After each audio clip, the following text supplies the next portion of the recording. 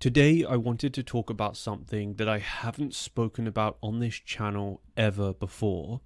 It is a conversation I had with an elderly lady in my local area, and I've kind of been putting off covering this because I think it's a really kind of sensitive topic.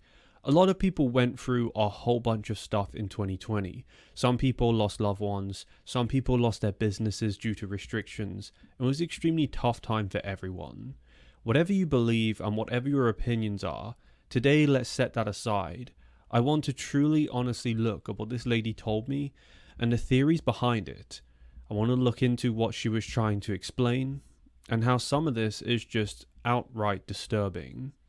So I want to just say, before I explain what she said, this was the most bizarre encounter I've ever had. I personally talk to a lot of people while I'm out, and my family are funny because I'm the talkative one. If I'm hiking a trail, I'll say hi to everyone who walks by. It's just who I am. Most of the time people will either say hey back, depending on how old they are, or they'll just outright ignore me. And I tend to find that younger people are the ones that outright ignore me. The older generation, or people coin them the boomers, are the ones that tend to be the most kind and welcoming to me saying hello or talking on the trails. I didn't meet this lady on the trails though. There aren't really many trails in my local area. You have to drive quite far to get some decent trails. I met this lady while I was in the town centre, and when I met her, she was just walking by herself. It was 2024, not too long ago at all. This is totally fresh in my memory. And one thing I went through was a conversation with her that lasted the best part of 2 hours. When I got done with this conversation, I couldn't believe what she had told me and how this little old lady, walking around all by herself, was so aware and questioning of what was going on. First off, I'm walking through the town centre. My main objective is to go grocery shopping. I wanted to grab some food as I didn't have any food for dinner that night. I needed to go to the store to grab some potatoes, some sauce, and some meat and stuff like that. So before I even reach the store, I see this lady walking to my left, and she is just like, I feel really sorry for her. She's in a lot of pain, discomfort. Her back is hunched over, and she looks about 90 years old. I'm going to be honest. She really was somebody who I felt empathetic towards. I felt like I wanted to help her because, I don't know, just a natural instinct. So I immediately just walked up to this lady and I got talking to her, and it was just simple. It was like, oh, how's your day been? And most people see that as weird, but it's just something I do. Maybe that's just me being weird, who knows? But she seemed to like it. She talked to me and she started engaging with my conversation. In actual fact, after a few minutes, I soon realized this lady loved the fact I'd come up and spoken with her, because she said that no one ever does it, and it's only ever older people or people in her community groups or community centres that she will actually ever have conversations with. And that was sad as well. We ended up sitting down because in this town centre there are benches around. You can sit down and just, wait for a bus or wait for a taxi to come pick you up. Or you can just sit down and enjoy the weather if it's a sunny day, which is virtually never in the UK. Anyway, we sat down on one of these benches. It wasn't very busy out because, I don't know why, but it just wasn't busy. And we got talking about the world. First she talked about her life and she went through what she had actually experienced. That would be a whole video in and of itself. It was insane. About 20 minutes of the conversation was just that. Her explaining that she used to work at a curtain fabric store where she made curtains by hand. And that's insane because nowadays everyone buys their curtains from online stores, which a lot of them source and get their stuff from China. And I don't know why, but half the markets are no longer handmade, especially in the countries where they're being sold. So a lot of these industries were sold out or bought out. And it was sad because, she was talking about this and she took pride in her job. She explained the process. And I just forgot about getting dinner, I'm going to be honest. This lady seemed like she hadn't spoken to anyone in years and wanted to. So I sat there, and thank God it didn't start raining or anything. It was slightly cloudy and I had my fear that it was going to rain. But she started talking more and more about times changing. And the reason she did is because I asked her specifically to compare nowadays and the times to back in her day. Now, obviously, she would have been an adult in around the 60s and the 70s, and those were the years where things were changing the most rapidly. I mean, after like the 1940s, that's when things really started to change. Obviously, there were some major events in history that caused that, but I don't want to go into those. Let's be real, this lady has seen a lot, so I knew that I could not only learn a lot of knowledge, but ask questions and just see a new perspective. While I was talking to this lady, we started comparing the different eras, and the first thing she realized was that there was a huge shift in people's awareness and people's homeliness is the word she used. And homeliness in the UK is a word that we use when people basically try and say, oh, that person's nice, that person's warm, that person feels like family, even though they're not. And homeliness was something that a lot of people in neighborhoods had. You wouldn't have an issue with your neighbor literally walking in your house to ask to borrow a block of butter or, a little bit of sugar if they were baking a cake and they didn't have any, or some cleaning products or whatever it was. They would usually just knock on the door and be like, only me, and then just grab whatever it is they needed. It was like family. And she said that that particular era, to do that was very normal. And if you did it now, people probably called the police on you. Even if you were their neighbor and they knew you pretty well. These barriers and these like societal norms have developed over the years. And this is leading into the main part of this encounter I had with her, where she used the phrase, it feels like we've entered into a whole new dimension. And she said it in her very posh English accent, because I've noticed that the older generation, not just in the UK, but also USA, have much more fluent, articulate versions of the accents and the way of talking. And their vocabulary is a lot broader. So we seem to be not only reducing in our awareness and our homeliness, as she said, but also the way we're talking. If you see the youth nowadays, they go around, especially in the UK, it's like, you what, mate? Well, that's not even that anymore. That's Cockney London, which was more of the 80s and 90s. Now it's like, I don't even want to do it because it's going to make me cringe, but it's like, a lot of these wannabe gangsters, and it's really, really, really a weird vibe out there now, especially in the city centres. But she was talking to me about the vocabulary, the homeliness, and eventually we got talking on the main subject, which was the lockdowns. Now, this is the only word I'm going to use is lockdown to describe it. I'm not going to say anything else because you guys probably know why. I'm not going to say anything else, but it's the lockdowns. During this time, a lot of people remembered that life was different before. And, I myself have obviously known a lot of family members and friends and people who would have been teenagers or in their mid to late teenage years during that lockdown, where they missed all the years of socializing, going out, growing up, having a childhood, and it was taken away for the safety of others. And the problem there was that it created almost a lot of social problems, where many people were in a situation where they had to learn how to talk to strangers again without a mask over their mouth. And it became a huge problem where people developed not only anxieties, but social anxieties and problems where they were like so disconnected and used to being in that state of wearing a mask and being disconnected that they effectively wanted to go back or stay in that way of living. So I'm sat on that bench with her. She's bringing up the eras and she focuses on lockdown. And I'm thinking, okay, where's she going to go with this? I'm interested to hear what her take is. She lived through it. She survived it. Her generation were told that they're most at risk and that they need to lock themselves inside their flats, hide under the table and never come out.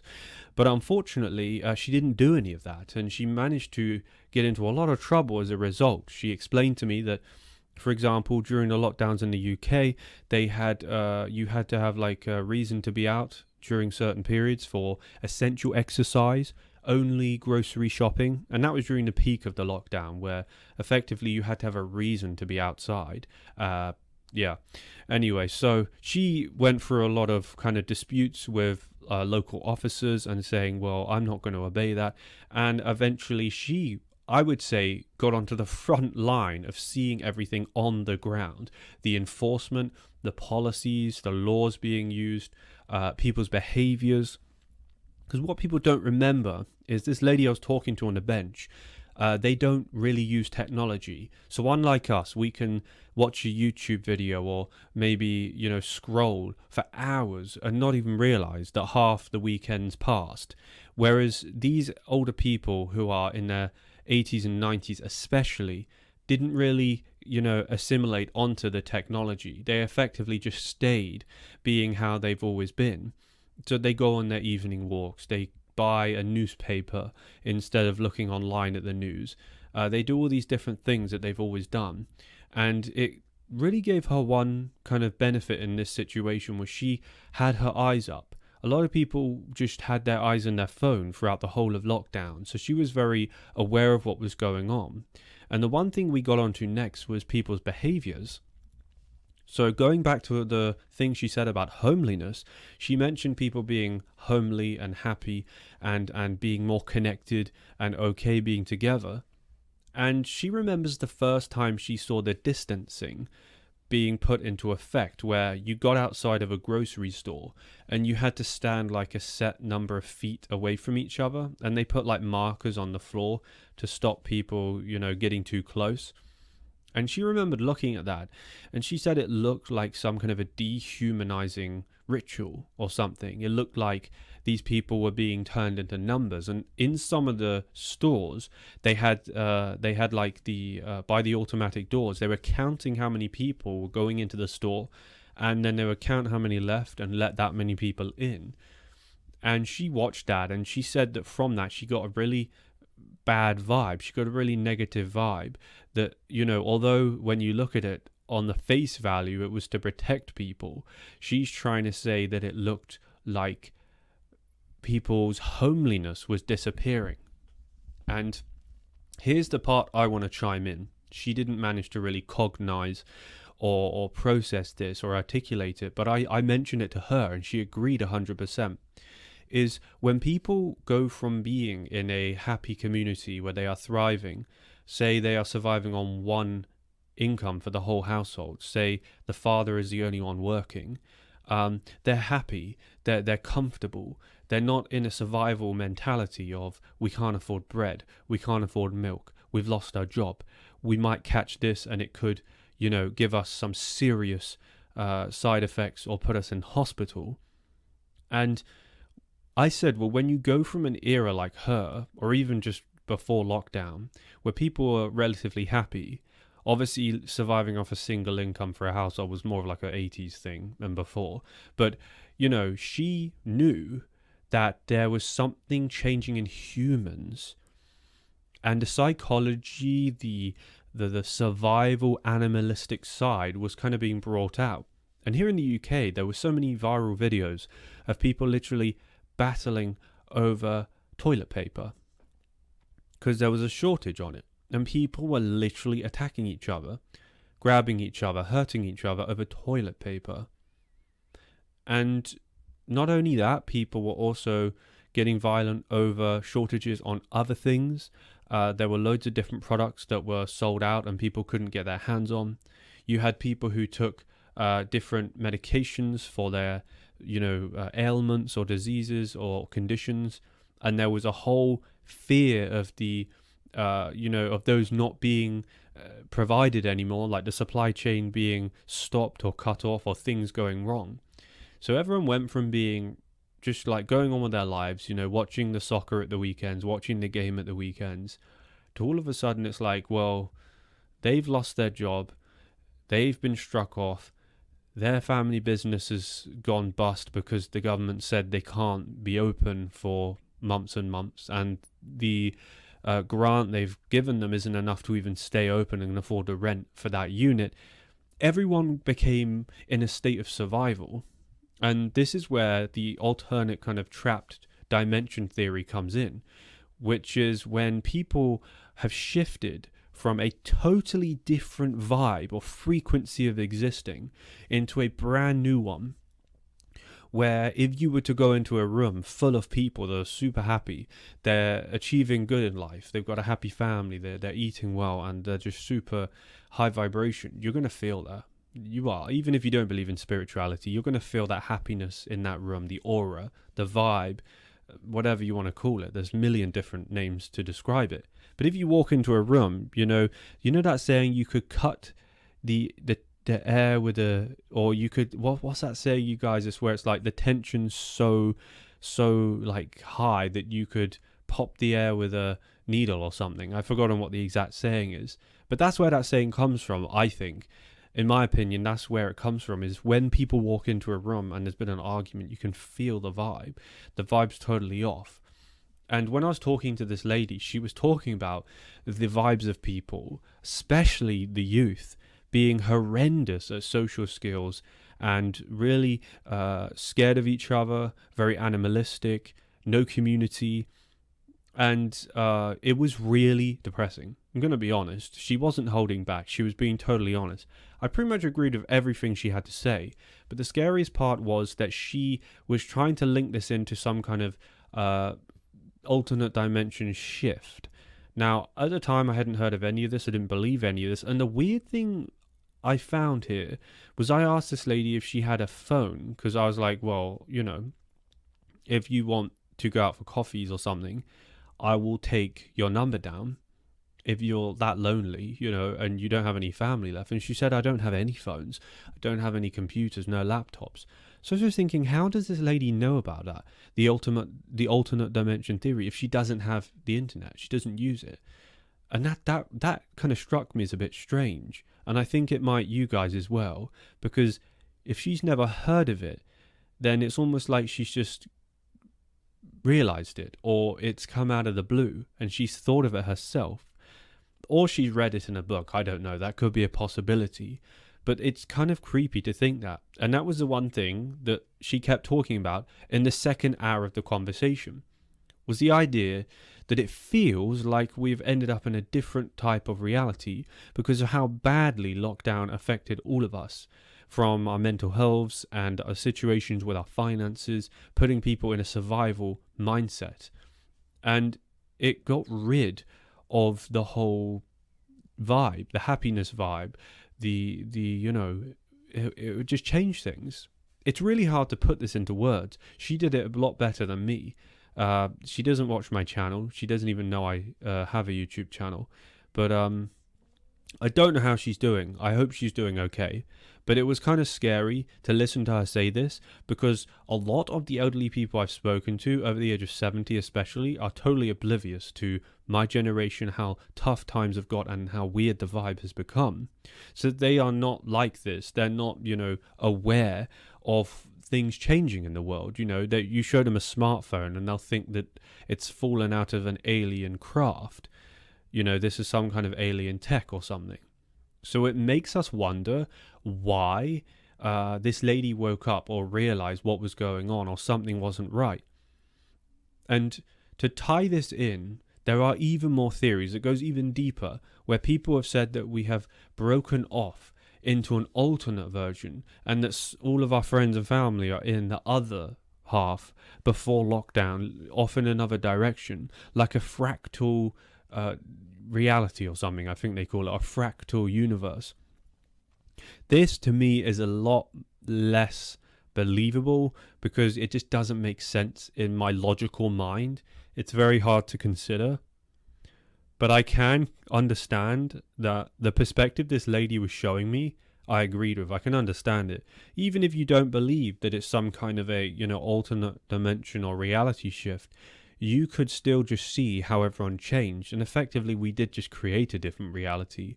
One that I'd argue was way worse than before all of that happened. And especially before, the 80s and 90s. So it begs to differ. I beg to differ that perhaps we could correct it, but I don't think it's possible. I think a lot of people told me we're in a constant downward We're just falling down now. We're in a constant downward spiral. She gave off the vibe she didn't see any kind of end to this, and she thought it was going to get worse. It was going to get even more difficult. It was going to get even more disconnection. People were going to become like completely isolated from one another. And it made me realize that it could be really, really tough in the future for the younger generation. It already is, but it could be even worse. I get a lot of comments from older subscribers talking about how they feel sorry for my generation or the younger generation because they don't have any hope, they don't have any aspirations or anything. And it was, yeah. So anyway, just to wrap up on this encounter, this lady was talking to me all about this theory, and she was explaining how it just doesn't seem to make sense. A lot of things changed. Another thing people realized is that there was a lot of trees being cut down during lockdown. Now, that's things people mentioned to me from their own experience, their own personal experience. From all around the world, as a lot of the trees were being cut down. A lot of maintenance men were doing lots of work during lockdown because obviously it was a lot easier for them to travel around. A lot of different telecommunications things were, put up, and we had a lot of different. It was easier for the workers to work when everyone was in isolation and lockdown. The roads were very, very quiet compared to how they usually are. And also when the air travel was all grounded, it was a bit eerie. It was almost like the earth stood still, or this realm kind of stood still and froze for a bit while the shift took place. I don't think I've met anyone to this day that thinks that shift or that change was a good thing. I think after we came out of that, people were changed, people were damaged, people lost their livelihoods. Obviously, people got very ill or passed away. But again, leaving opinions and all that out of it on what happened, the truth is that everyone is now living this new life, and people are starting to notice that things have changed so much. And I like it when people do mention that and actually kind of voice their, concerns. I have a really, really creepy submission from a lady, and this was in Alabama at the exact time that lockdowns happened. It was extremely weird and unexplainable. This lady, who we're going to be calling Leanne, was living on her own with her cute little cat. Now, at this point, her cat was a kitten. She had just bought her kitten and was pretty much getting used to the kitten. The kitten was very young and was causing a lot of problems, like behavioral problems. And Leanne didn't realize that sometimes that can be a problem if you buy a dog or a cat and you don't quite know what you're doing. So this was like her kind of lockdown escape, I guess, that she saw this little kitten as something to love and take care of, rather than just watching the news all day, which was so low vibration and like full of sadness, full of bad things. And she decided to switch everything off and just take care of her little kitten. And I remember thinking that's quite a good idea, to give yourself a distraction, so maybe you don't buy into all of that negative vibration, the suffering and the hard times people were going through with their health, with their businesses, and with their social skills. But the problem is, just because you ignore something doesn't mean it's not happening or that it doesn't affect you. And yeah, this experience is really weird. She lives in a town outside of Alabama. It's actually very small, very rural, and she knew pretty much everyone in the local area by at least their face. So before lockdown, she recognized pretty much everyone. You had the postal workers, you had, the garbage men, you had a couple of sheriffs, which I think they call them sheriffs in Alabama. Correct me if I'm wrong down below. Maybe they just call them cops or something, or officers. But when she went through lockdown, she noticed a major shift as well, like the lady that I spoke to, but it was totally different. This is weird and very creepy, and it's unexplainable. This lady said that when she went through lockdown, she was pretty much just housebound for the best part of a month to 3 months. She would occasionally go out to get a little bit of walking and exercising in, but apart from that, she got all her groceries delivered. And Leanne was a lady who didn't have any family. So again, I don't know what it is, but it seems to be the people who lived alone and had no family, like the elderly lady I spoke to, and Leanne, who noticed the most. They were the most aware of what was going on. And she had no commitments or liabilities, so she didn't have any reasons to have to leave the house, travel to someone to take care of people. It was just her and her kitten.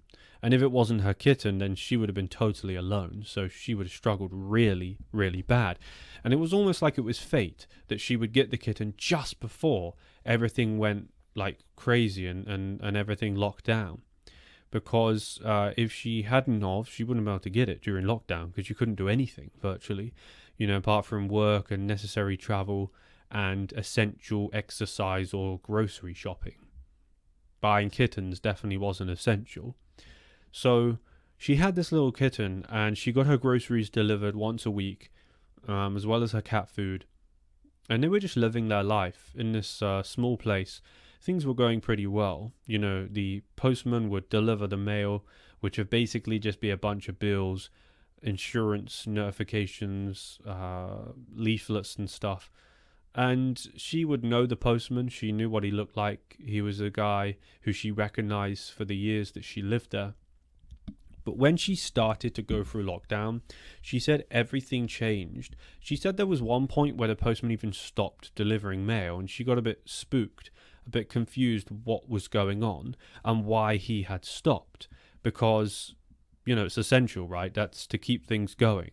The posting of mail is very essential. It's up there with the grid and electricity and food supply, because that's communication. It's a legal communication where people send letters for legal reasons, or stamped letters with signatures. So it's really important. The postmen are super crucial in communities and society. But she noticed that this guy stopped turning up.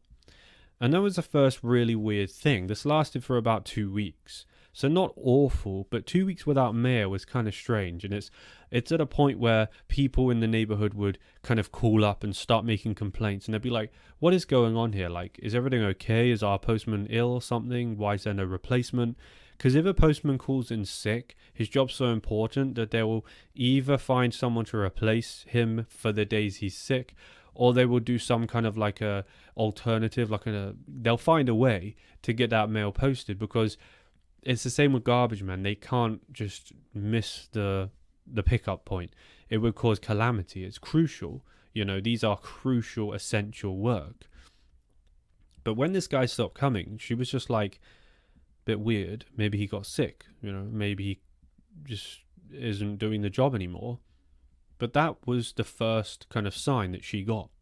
She didn't go out, remember? She did a couple walks in the street, that was it. She never went into her local area. She never drove out. She never did anything. So she wasn't seeing anyone. And that does a lot to your psyche, because it does definitely degrade your kind of overall mental well-being if you're not having anyone to talk to for a long period of time. And although a kitten is fantastic for company, it's not really ideal. It's not a human interaction, a conversation. It doesn't, it's not the same. It's just not. So, yeah, it was getting tough for Leanne. She was spending a lot of time just really sitting there with this kitten, pent up. She became scared of letting the kitten out eventually to roam around the streets. And she was worried that her kitten wouldn't come back and she would have to go looking. And she remembered telling me that before lockdown, she wouldn't have felt scared to knock on all the neighbours' doors to ask if her kitten had wound up in their garage, trapped, or their shed. But she said that she was terrified of the kitten being let out because of that very thing. If the kitten got trapped in someone's yard, and she would have to go and talk to humans. She didn't have a human interaction for so long that she became terrified of humans. And after a while, although she needed her mail to be posted, she became scared and anticipating when the postman would actually walk up to her mailbox. She became frightened. And that was worrying. It was damaging. She was becoming really, really scared of everything. But that's not where the scary thing takes place. Of course, that's scary, but it gets even worse. Because remember, I said earlier that this lady, Leanne, knew everyone in her area. She knew the neighbors, she knew the postman, she knew the sheriffs, she knew the garbage man, she knew everyone's dogs, what color dog, oh, that brown dog is Kelly's, oh, that cat belongs to Adam across the street, he's got 2 sons and he drives that Mustang and that Jeep. Like, everyone kind of roughly knew each other. It wasn't like my first encounters day where the elderly lady was like family and wholesome. It was just, you just knew each other, This was like a 2010 thing. It was like a 2010 vibe where it was still community, but not really quite fully community that spoke to each other.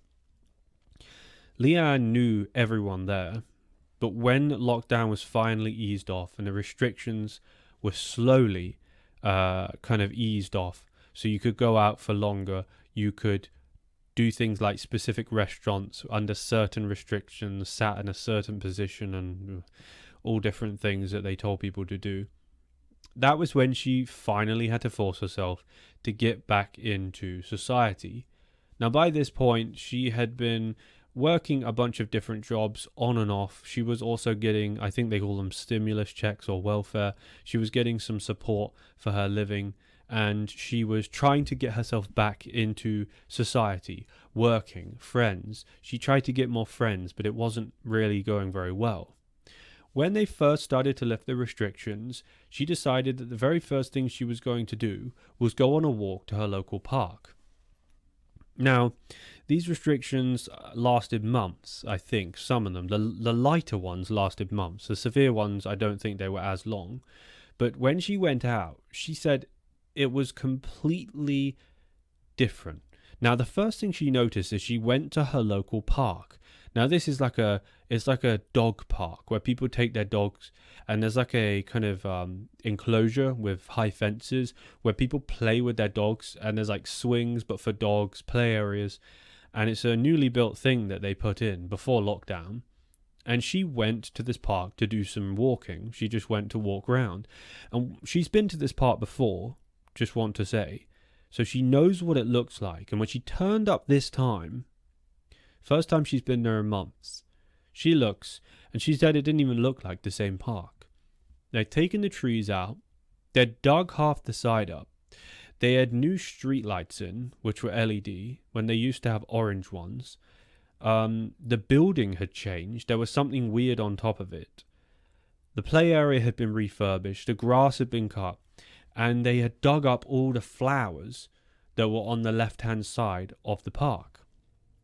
When she got to this park, she was extremely disappointed. She felt sad.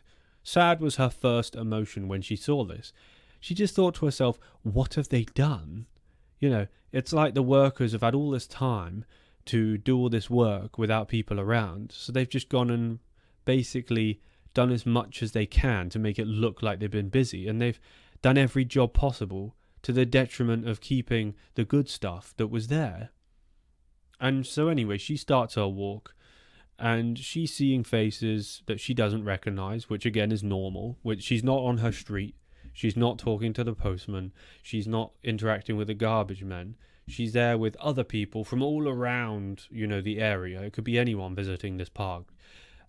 So she's going through, and she's walking around, and she said that the second thing she noticed after the vibe, after the place being changed so much, like the landscape, the second thing she noticed was that the people there were different. Now, I gotta just itch my nose, you guys.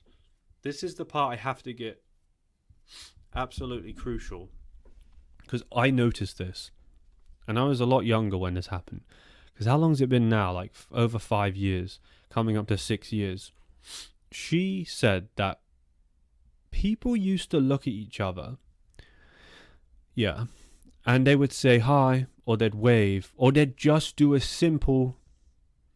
In the UK, we have this funny joke where everyone who used to walk by each other goes like this. They pull this silly smile because it's just common courtesy, it's kindness and manners. And apparently in the US you have this as well. You just go, or you go like that, or you'll say howdy or hey, how's it going, and that's it. There'll be different types of mannerisms to greet people. And Leanne said that it was common, especially in Alabama, to do this type of thing. But she got round to an area where there was lots and lots of people walking their dogs, running, a lady with her family, some people just walking on some kind of lunch break from work. And every single person she passed, the first thing she realized is, number one, she couldn't bring herself to do this. She couldn't bring herself to look them in the eyes or their direction and go, or say, hey. And these were people walking right by her. We're talking inches away on this path around the park. So it wasn't like it was her saying, oh, they're all weird. She had something change. There was an internal shift inside her own psyche, her own vibe, aura, and how she felt. She said she tried to force herself to look at these people in the eye and give a smile, give a, good morning, good afternoon. Couldn't do it. Lost the social skills. And when I think of it, when she was explaining this to me, I thought, hang on a sec. I think something similar happened to me. And now I'm saying it to you guys. You guys might even remember. It's a psychological thing that we don't know unless we pay attention. Just like breathing. If you think about your breathing right now, you're like, oh, I'm breathing. What the hell? What's going on? And then you try and take over. Your brain tries to breathe for you. And you're breathing all out of rhythm. You're not doing it naturally. And it all feels forced. That's how it felt. It was almost like you don't know it's happening because it's your experience and it should come naturally. So when it doesn't come naturally, you still don't really comprehend it. Like if any of you have twitches or tics where you like move your, everyone's got something, whether it's tapping or the knee bobbing up and down or a cough or a nervous cough or something. We've all got different things to an extent and we don't notice it, like breathing, we don't notice it. So this made me have like a eureka moment where I was like, wow, I think I've been through this. And it was also, she noticed that not only could she not bring herself to interact with these people, they couldn't. Now she noticed that she walked past lots of people, and every time they got close, she found herself looking forward and ignoring. Robotic. Different reality. Looking forward, ignoring. It's like something traumatizing and survival happened to everyone and everything changed. Who's this? Are they a threat? Animalistic. That's the only way you can label it. And it makes me sad because when I think back, I can relate to that so much. And when she went on through this park, it gets even worse, you guys. She realized that all the people had the same problem. That the mothers were stopping their daughters and their sons from playing with other people's sons and daughters, would keep them away as if they were a danger or a threat or something bad was going to happen. And it breaks my heart thinking about it because when you look back, people were battling over toilet roll here in the UK. It was happening in different places in the UK, not everywhere. It wasn't all the time, but it was happening quite a lot. People were battling over bottled water. People are battling over seeing their loved ones and they can't. They're being told they've got to stay in their home. And when you go through that experience, it breaks down something in you. And the people that were all about community, like the elderly lady I had my interaction with, those are the ones that get broken the most because they try to ignore it all. They try to fight that transition into a different reality. They try to go out when they're told not to. They go to talk to the neighbors when the neighbors are terrified of them because they're breathing or they could cough on their handle or something. And obviously it breaks their heart because the people like that who are extroverts, they want to always have conversations, parties, groups, coffees, dinners, and you can still be an extrovert and an elderly person. It doesn't mean, you got to go clubbing. and go out flirting with attractive people. It means that you're in a community and you're a people person. You don't like being on your own. You don't like sitting and reading a book for too long, or watching a TV thing without anyone in the house. It feels weird. Well, an introvert feels relieved when people leave the house and they're the only one there. They love just sitting there all day and doing nothing without someone there. Whereas an extrovert, it's unbearable for them. They have to go and find someone to either call the whole time they're alone in the house, or, in the elderly lady's sake, find community, talk to groups, bump into people, go around neighbours, constantly badgering people because they want to be with someone. So let's go back to Leanne. She's going back to her house. She's been to the park. She is not happy. She feels uncomfortable. She's angry they've ruined the place. She didn't like it. She went in detail with that one, and I agreed with her. I saw a lot of similar things happening in my area, and my city and my town. And she went back. And as she's going back, she notices that all the faces she's seeing, she said it was really weird. It's like everyone took up running the second that the restrictions were lifted. And she said everyone was out running. People of all different shapes and sizes and ages were just all out jogging about. And she thought, well, maybe people have put on a few extra pounds because, they've been inside or pent up in houses. And what have they had? Well, they've had technology and they've had food. So they've been focusing on those two things, and they might not have been going to their job, and they've just done that. So she thought, well, that's why. But she realized these people running around were not anyone she recognized. And as she made it to her road, she was like, well, this isn't normal, because I know everyone here. In all the roads around me, I know all of them.